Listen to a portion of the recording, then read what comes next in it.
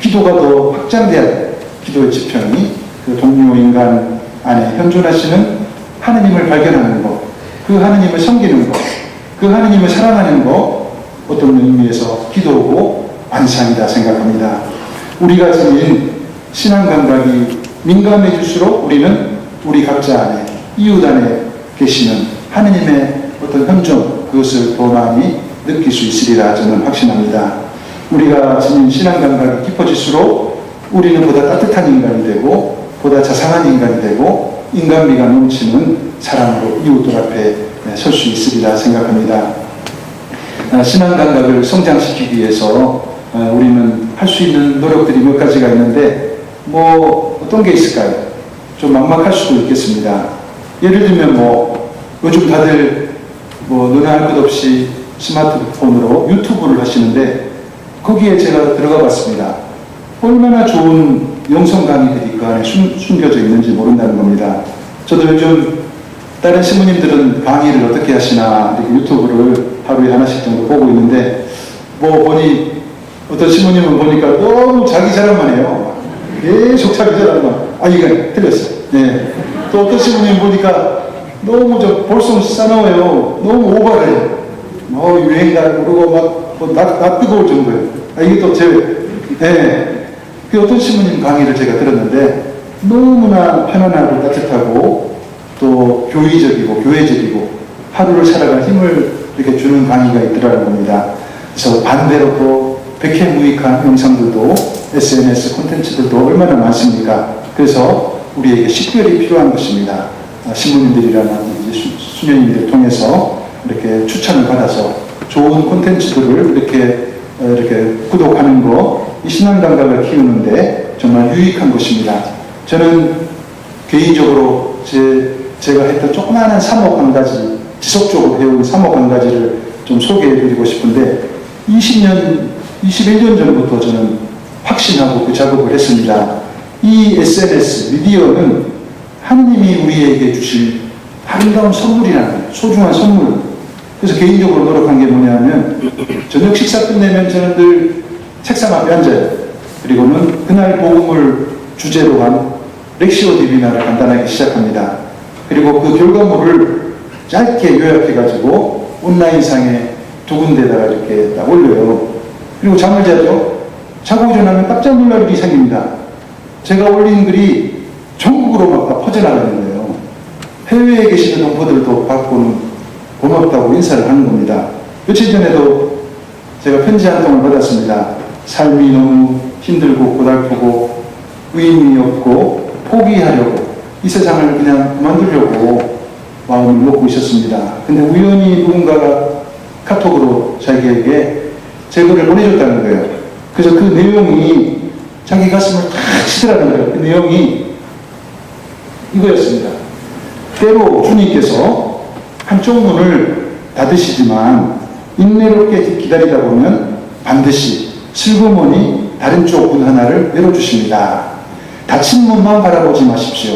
그분께서 슬그머니 열어놓으신 다른 문이 어디 있나를 찾아보십시오. 제가 쓴 이 글이 딱 그분을 팍 이렇게 망치로 때리듯이 충격을 줬다는 거예요. 온몸이 전율로 느껴지면서 당신의 현재 상태가 그랬다는 거예요.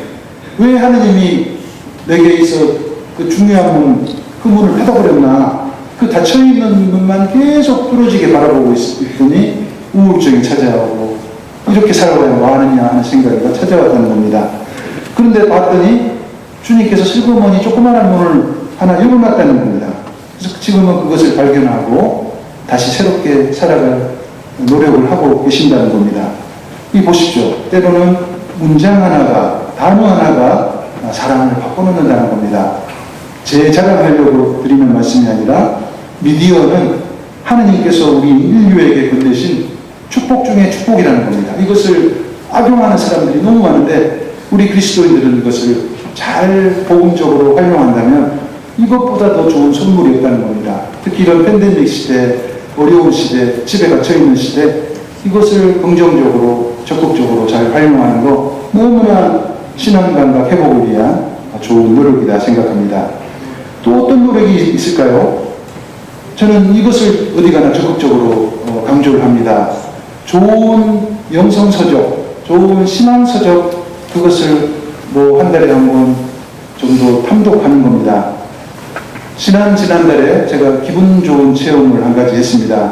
한 형제님이 저희 내리공동체를 찾아오셨는데 보니까 너무나 안타까운 사연이에요. 억울하게 희생양으로 정치적인 입장으로 인해서 담장 안에서 4년을 사신 거예요. 네, 그러다가 올 봄에 특사로 풀려나셔가지고 바로 저희 공동체를 찾아오셨습니다. 그리고 저한테 거듭 감사의 인사를 하는 겁니다. 이유는 뭔가? 딱 옥에 갇히고 나서, 독방에 갇히고 나서 너무나 암담하고 절박한 상태였는데 불쌍하게 본 간수분이 천주교 신자였던 거예요. 책을 한 권 툭 던져줬다는 거예요.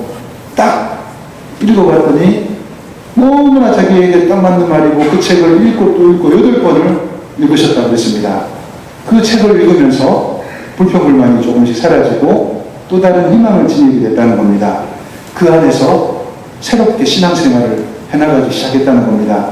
나중에는 어떤 생각까지 들었냐면 출소 직전에는 야, 이 교도소 독방이 내 인생의 지평을 넓혀준 대학교였다. 대학원이었다. 네, 그런 말씀을 하셨어요. 그 책 제목이 뭐냐면 부끄럽지만 제 책입니다. 친절한 기도 레슨이라고 제가 한 5년 전에 기도 관련 그 아티클 한 40개를 묶은 책인데 그 형제님이 그 책을 탐독하셨다니까 제가 물어봤습니다. 어떤 구절이 제일 그렇게 마음에 와닿던가요? 그랬더니 즉시 이야기를 하셨어요. 넬슨 만델라 대통령, 그분과 관련된 글이라는 겁니다. 그분이 이런 말을 남겼습니다. 저는 교도소에서 언제나 하나님께 감사했습니다. 하늘을 보고 감사하고 땅을 보고 감사하고 물을 마시며 감사하고 음식을 먹으며 감사하고 강제노동을 할 때도 감사하고 늘 감사했기 때문에 건강을 지킬 수 있었습니다. 제게 있어 교도소는 원망과 괴로움의 장소가 아니라 성장과 배움을 위한 소중한 장소였습니다. 그러니까 이 말씀이 그 형제님 이렇게 꽂힌 거예요. 그래가지고 맞아, 나도 독방 생활하고 나도 교도소 생활하는데 바로 이곳이 하느님이 현존하는 장소고 바로 이곳을 대학교로 여기자, 그렇게 마음을 바꿔놓으신 겁니다. 여러분들 신앙 감각을 성장시키기 위해서 좋은 영성서적 하나 읽는 것 정말 탁월한 선택이라는 겁니다. 때로 문장 하나, 단어 하나가 꼬이고 꼬였던 인생의 매듭을 순식간에 풀어줄 수 있다는 겁니다. 그리고 영성서적을 통해서 우리는 영성의 대가들, 신앙의 선배들을 마음껏 만날 수 있다는 겁니다. 이 겨울철은 독서하기 정말 좋은 계절이죠. 좋은 영성서적 하나 고르시고 탐독하시면서 여러분들의 신앙감각 그것을 키워나가시면 좋겠습니다. 제가 신앙감각 회복을 위해서 성령의 도움이 절대로 필요하다고 그랬는데 성령에 대해서 조금만 말씀을 드리도록 하겠습니다. 얼마 전에 연세 지긋하신 자매님이 저희 집에 피정을 오셨는데 한 80 가까이 되셨던 것 같아요. 참 재미있고 감동적인 성령 체험을 저에게 나눠주셨습니다. 이분이 손주 손녀들을 다 뒷바라지 다 해주고 딱 75세가 되니까 갑자기 이게 어떤 일이 사라진 거 아니에요. 손주들이 다 커버렸어요. 유치원 다 가버렸어요. 갑자기 사는 게 재미가 없어졌거든요. 그리고 아침에 일어나도 우울하고 할 일도 없고 하니까 아침에 일어나면 그냥 온통 회색빛을 하는 거예요. 오늘 하루를 또 어떻게 살아야 되나 그런 하소연을 했다는 거예요. 근데 어느 순간 기적처럼 자신의 인생을 신나게 황홀하게 바꿔준 멋진 남자가 나타났다는 거예요.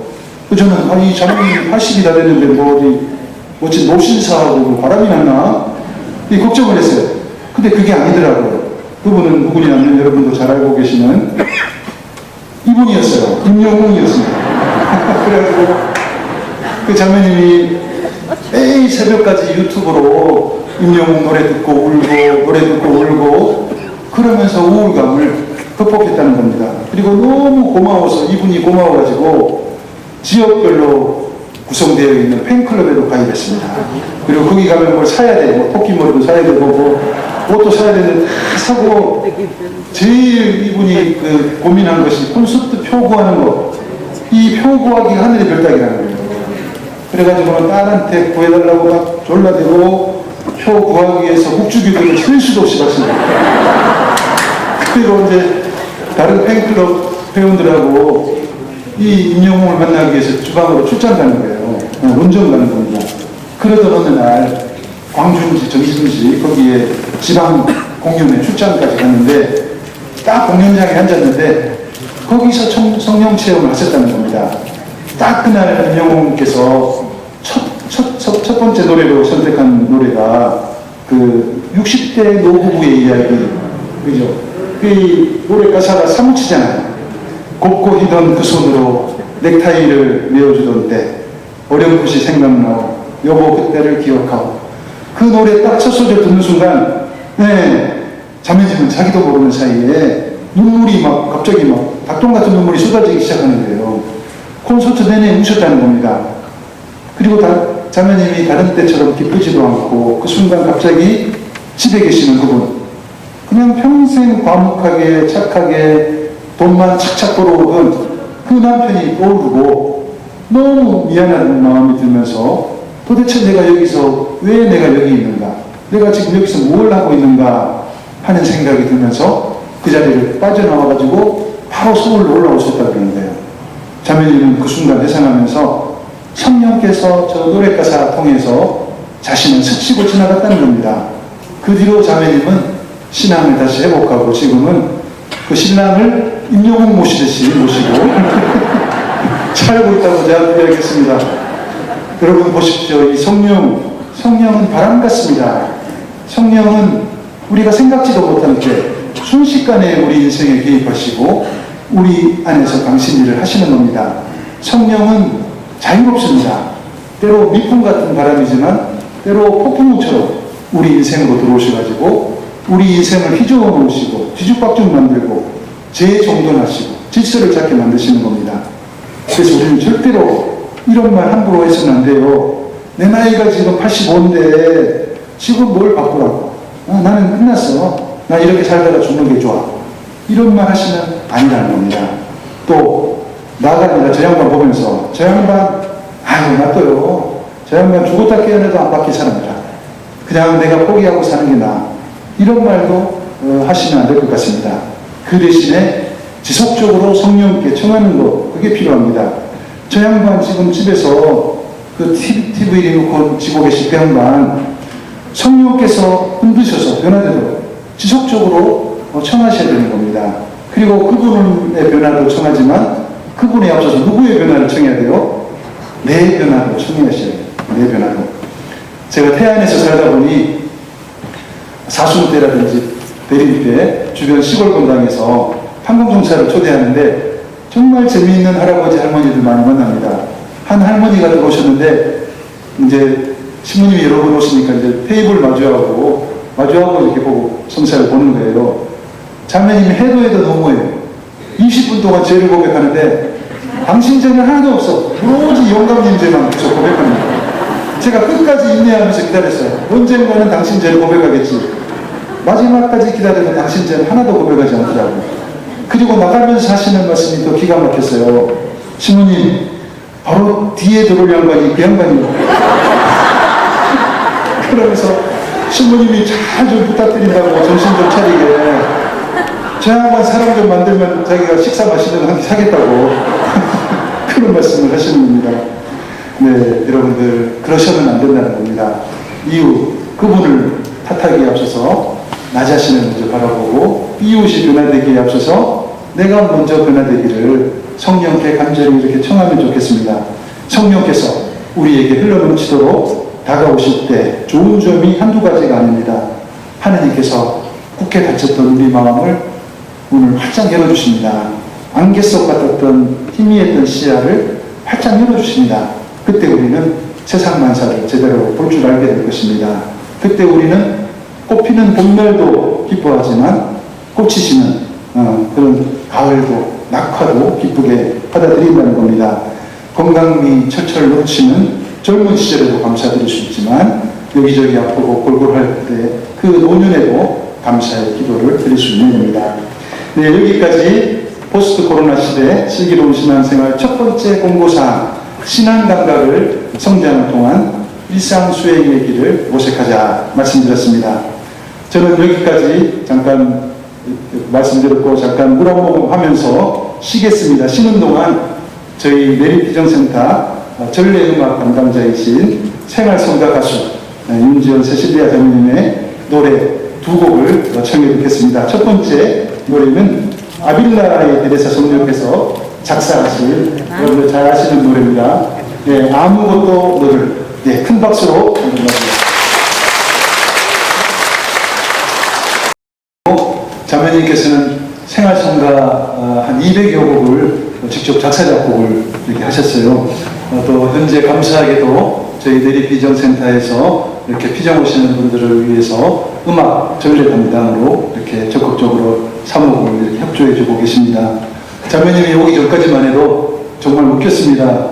피정객들 오면 제가 촛불 켜고 성가 순창하면서 성가 몇 번 하고 제가 입당을 하면서 입당하고 봉과 본이 갖다 밀어놓고 뭐 대장성가하고 좀 웃겼는데 지금은 아주 전례가 아주 풍요롭게 이렇게 잘 이루어지고 있습니다. 네, 감사드리고 그러면 2부 강의를 이렇게 시작하도록 하겠습니다. 팬데믹에 대한 프란치스코 교황님의 그 어떤 생각들이 참 은혜롭습니다. 뭐라고 이야기했으냐면 이런 표현을 씁니다. 우리가 잘못하여 세상이 병들었습니다.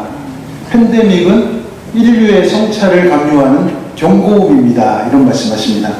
사실 맞는 말씀 같아요. 팬데믹이 왜 왔는가? 우리가 너무 자연을 훼손시키고 너무 남용하고 너무 인간 위주로 삶을 살다 보니 자연이 이렇게 파괴가 되고 이렇게 우리에게 다시 욕금을 하는 그런 것이 맞다고 저는 생각합니다. 그러면서 교황님이 이런 말씀 이어가십니다.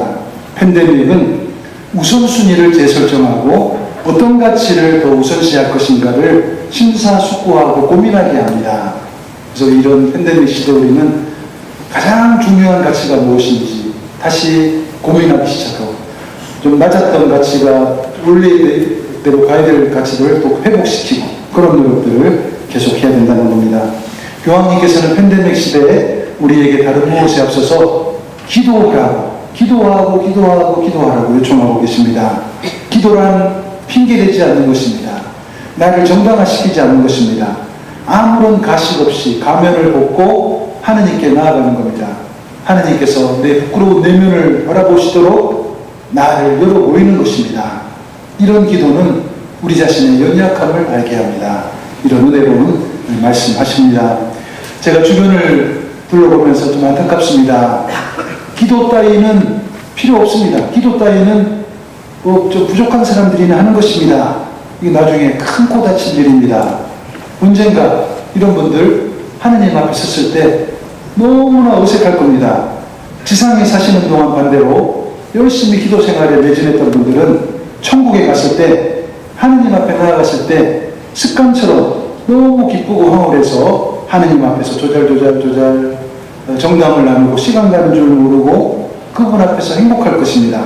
그러나 기도와 담을 쌓고 살아갔던 분들, 세상의 재미거리에만 이렇게 익숙해졌던 분들, 그런 분들은 하늘나라 가면